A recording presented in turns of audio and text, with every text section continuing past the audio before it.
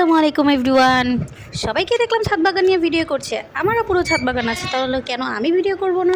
তাই সকাল সকাল পূর্বপুরুষের ঐতিহাসিক লাল ঝুড়িটি নিয়ে আমিও নেমে গেলাম ছাদ বাগান ঘুরতে। অনেকদিন পর প্রবাসে বেড়াতে এসেছি, দেখি ছাদ বাগান আমার জন্য কি রেখেছে। ছাদে উঠতে না উঠতে আমার পছন্দের টকপাতা পেয়ে গেলাম। মাছ দিয়ে এটা ভর্তা করে খেতে এত মজা লাগে। আমার পছন্দের ভর্তাগুলোর মধ্যে এটা একটা।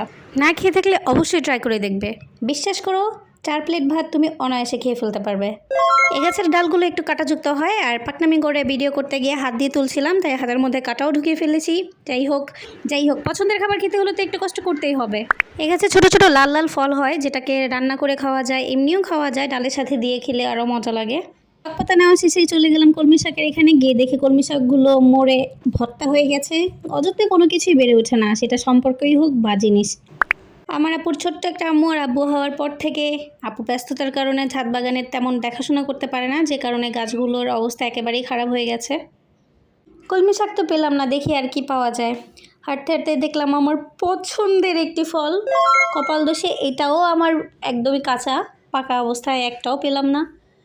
বলো তো এটা কি ফল? এটা খুবই পছন্দ, বাঙালিরা এটা খায়নি, এটা তো হতেই পারে না।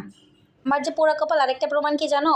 এই আম গাছটা। আপু বলে এই আম গাছটা নাকি 12 মাসেই ফল হয়, আর আমি যখনই আসি 12 মাসে এটা ফুল হয়। আমি আসার খুশিতে ফুল দিয়ে বরণ করে, বুঝছো, ফুল দিয়ে। যাই হোক, আম তো পেলাম না।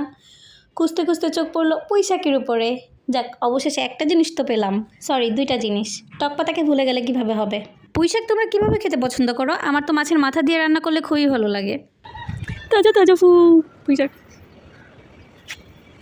পুঁই শাক পাওয়ার খুশিতে তাজা তাজা ফুল, এটাও আমার কাছে ফুলই মনে হয়েছে।